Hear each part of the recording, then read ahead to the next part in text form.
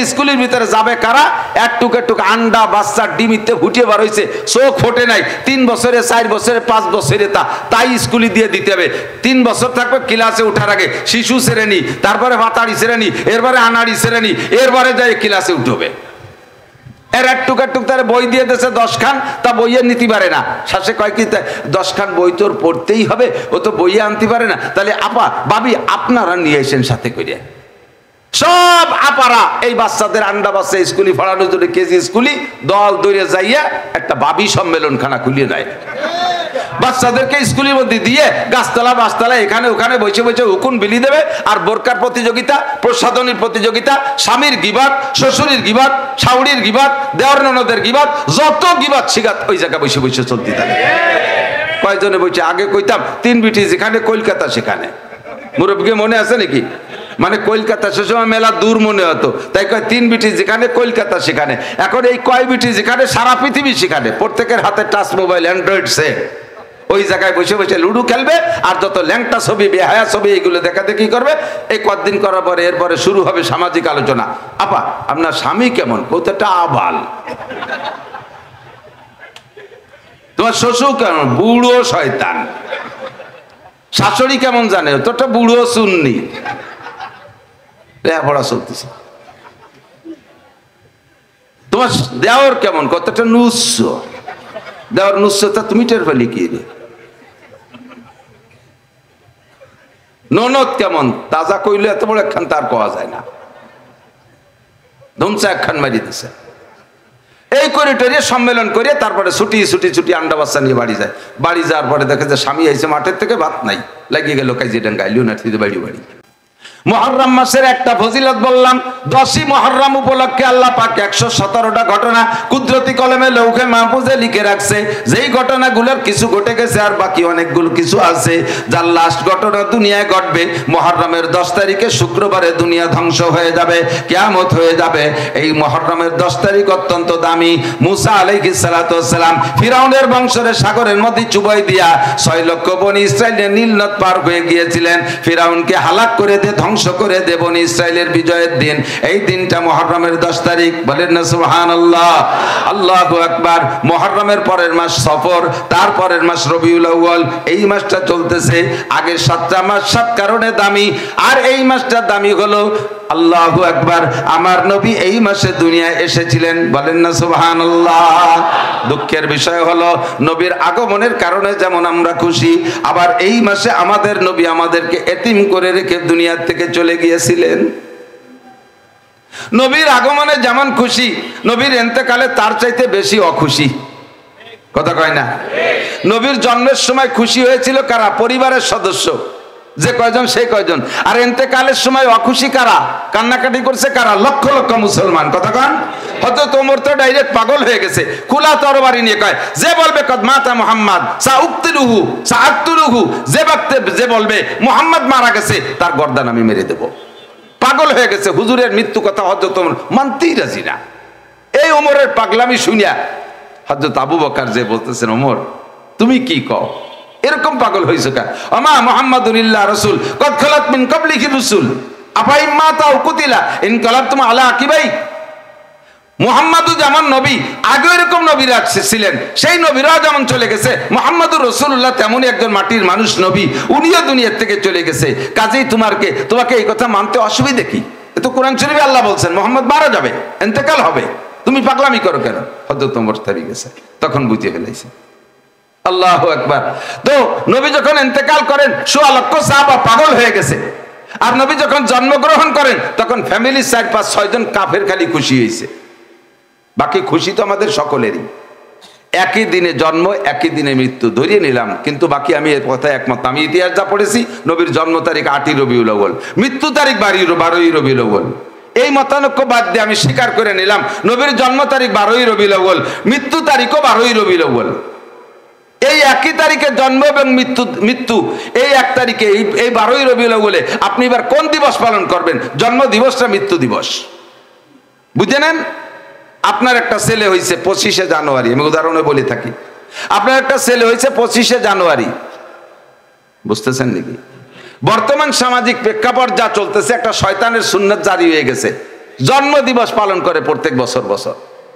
কে বড় একটা আইনে তাই কাটিয়ে এক করে খুশির সাথে লাফাতি তালে তাই আরো আত্মীয় স্বজন দাওয়াত দেয়, বাস এই নিয়মে আপনি আমল করে যাচ্ছেন।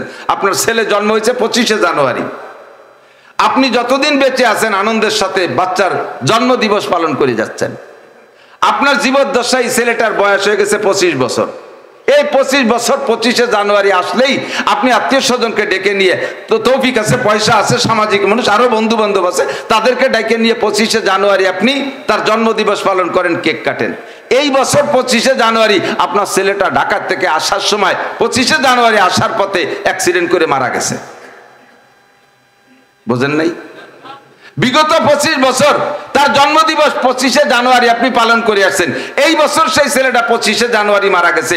আগামী বছর 25শে জানুয়ারি আসলে আপনি আব্বা এবার কি পালন করবেন বলেন তো? জন্মদিবস না মৃত্যু দিবস? এবার কি আর কেক কাটবেন না কলিজা কাটবেন? ঠিক কিনা? আর কি জন্মদিবস পালন করবেন?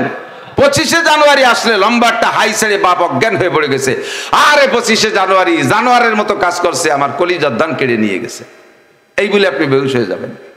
আর 25শে জানুয়ারি আসলে খুশি থাকে না, সামনে থেকে 25শে জানুয়ারি আসলে বাপের শোকাক্রান্ত হয়ে যায়, মা অজ্ঞান হয়ে যায়।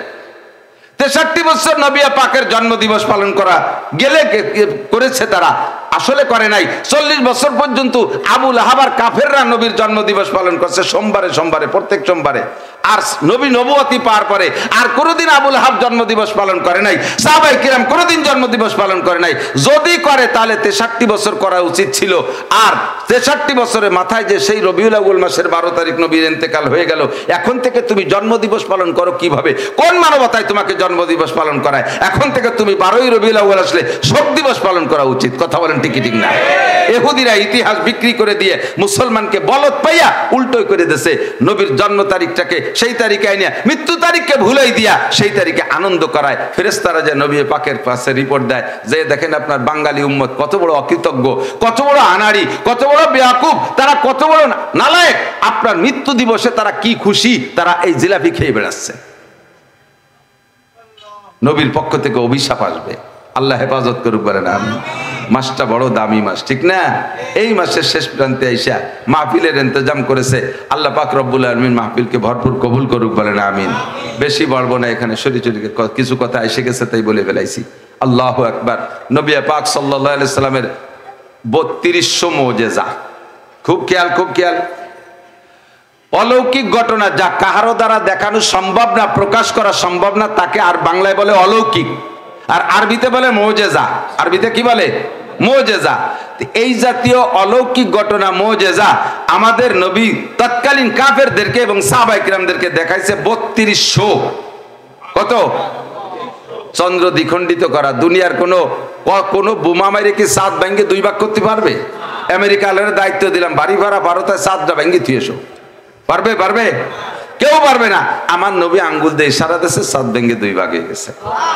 শুধু আকাশে ভেঙে 2 টুকরা হয়ে থাকে নাই, হুজুর আবার আঙ্গুল দিয়ে ইশারা দিয়েছে, 2 টুকরা চাঁদ জমিনের উপরে আইসা মক্কার পাশে কাবাঘরের পাশে 2টা পাহাড় আছে, একটা জাবালে আবি কুবাইস আর একটার নাম জাবালে কাইকুয়ান। 2 পাহাড়ের উপরে এসে 2 টুকরা পড়ে আছে। হুজুর আবু জাহেলকে বলেন, চাচা দেখেন চাঁদ কি জমিনে পড়ছে, চাঁদের মাঝখান দিয়ে অন্য কিছু দেখা যায়? বলে হ্যাঁ দেখা যায়। তাহলে বলেন আমি কি নবী কি নবী না? কয়েন না, তোমারে নবী বলতে পারতেছি না, তুমি সারা পৃথিবীর শ্রেষ্ঠ জাদুকর। চাঁদের মধ্যে জাদু করে চাঁদের ভাঙ্গে 2 টুকরা করে জমিনে নামায় দেখাইছো। একজন এসে কয়, মুহাম্মদ যদি ওই গাছটারে তোমার কাছে, তুমি এই জায়গা বসে থেকে গাছটারে কাছে টেনে আনতে পারো তাহলে বিশ্বাস করবো তুমি নবী। নবী আলাইহিস সালাম বললেন, ইয়া শাজার তাআল্লা দাইয়া, এ গাছে দিকায়। বলার সাথে সাথে মরমর করে গাছটা উঠে গেছে। আর শুধু আসেই নাই, কলেমায়ে শাহাদাত পড়তে পড়তে আসছে। এ কি দুনিয়ার কোন রাজা বাদশার দ্বারা সম্ভব? কোন গণক জাদুকরের দ্বারা সম্ভব? কোন পীর মাশায়েখের দ্বারা সম্ভব? এর নাম মুজিজা। এর নাম, শুরুতে যেটা বলেছি মেরাজ, এটা কি আর কাহারো দ্বারা সম্ভব হয়েছে? এটা একমাত্র আমার নবীর দ্বারা সম্ভব হয়েছে। এইরকম অলৌকিক ঘটনা 3200, তার মধ্যে অন্যতম মুজিজা, শ্রেষ্ঠ মুজিজা যেটা, সেটা হলো কুরআনে কারীম। আজকে কোরআনকে দুনিয়ার থেকে মুছে দেওয়ার জন্য কত ষড়যন্ত্র, কত অপষড়যন্ত্র। আর মুরব্বীরা সাক্ষী দেন, আমরা ছোটবেলায় মসজিদে নামাজ পড়তাম। সকালবেলা আমাদের স্থানীয় সবাহি মক্তবের ইমাম সাহেবরা সকালবেলা মক্তবে পড়াইতো না? আমরা এত বড় বড় সিফারা নিয়ে যেতাম, মনে আছে? সেই লাল বুগদা দিছি পাওয়া নৌকো রাতের এক হাত লম্বা, আনাকুম উনাকুম আর কান্নাকুম বান্নাকুম, মনে আছে না? এই দিয়ে কোরআন শরীফ পড়া শিখছি। সকালবেলা মক্তবটা ভরে যেত পোলাপানে, এই মক্তবে যে কোরআন শরীফ পড়া শিখতেছে বিদায় এইটা তাদের চোখে পড়ছে, এতে মুসলমানরা দিনদার হয়ে গেল, মুসলমানরা তো আলেম হয়ে যাবে, সবাই তো কোরআনের শিক্ষায় শিক্ষিত হয়ে যাবে। এর থেকে বঞ্চিত করার জন্য সুকৌশলে এক শ্রেণীর পণ্ডিতদের মাথার মধ্যে ঢুকাই দিয়েছে ভোরবেলা প্রাইভেট পড়তে হয়, ভোরবেলা প্রাইভেট পড়তে হবে, প্রাইভেট মাস্টারদের কোচিং সেন্টার বানায় দিয়েছে ভোরবেলা, যাতে বাচ্চারা মক্তবে যাইতে না পারে। অপষড়যন্ত্র। এরপরে আবার কোচিং থেকে আসার সাথে সাথে খুলে দিয়েছে কেজি স্কুল, যাতে কোনোভাবে মাদ্রাসামুখী মক্তবমুখী হইতে না পারে। এই কেজি স্কুলের ভিতরে যাবে কারা? একটুক একটুক আন্ডা বাচ্চা ডিমিতে ফুটিয়ে বার হয়েছে, চোখ ফোটে নাই, 3 বছরে 4 বছরে 5 বছরে তাই স্কুলে দিয়ে দিতে হবে।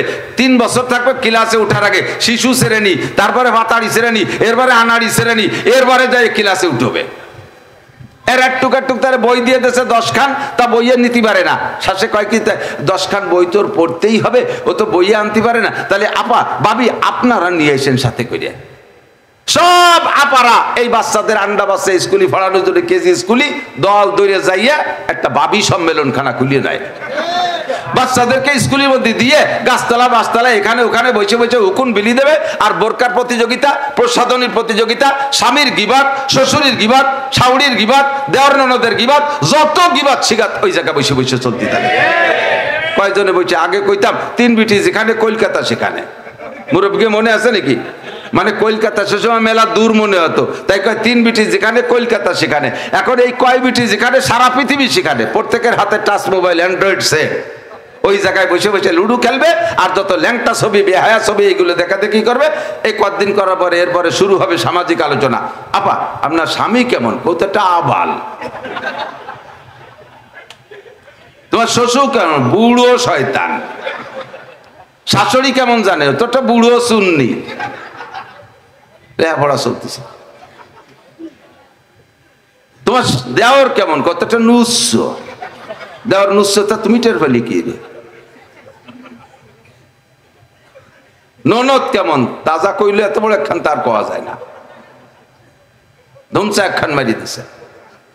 এই করিডোরে সম্মেলন করে তারপরে ছুটি ছুটি ছুটি আন্ডা বাচ্চা নিয়ে বাড়ি যায়। বাড়ি যাওয়ার পরে দেখে যে স্বামী আইছে মাঠের থেকে, ভাত নাই, লাগিয়ে গেল কাজে ডাঙ্গায় লিওনার্সিতে বাড়ি বাড়ি।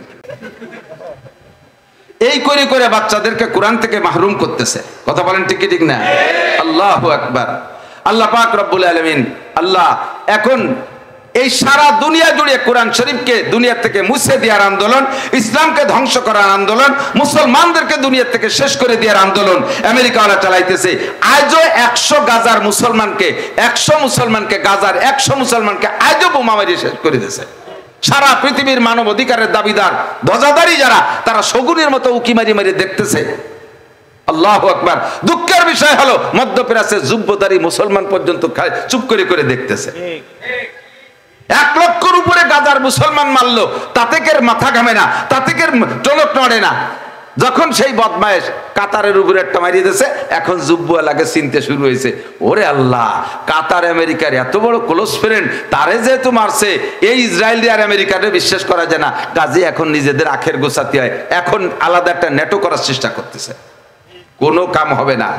উপযুক্ত সময় যদি বুঝ না আসে, তাহলে ধুলাই সাইজ মতো খাইতেই হবে সবাই। তারা কোরআনকে দুনিয়া থেকে মুছে দেওয়ার আন্দোলন চালাইতেছে। ও দোস্ত, তাহলে এই কোরআনকে মুছে দেওয়ার আন্দোলনের ভিতরে সেই পণ্ডিতরা যদি পারতো তারা চেষ্টা এক ফোঁটা ত্রুটি করে নাই। কোরআনের ভিতরে সংযোগ করে দেবে, কোরআনের ভিতরে ভেজাল তৈরি করে দেবে, কোরআনের ভিতরে মিক্সার বানায় দেবে, এর থেকে 2-1 আয়াতের গায়েব করে দেবে, এর তারা চেষ্টা করতেছে।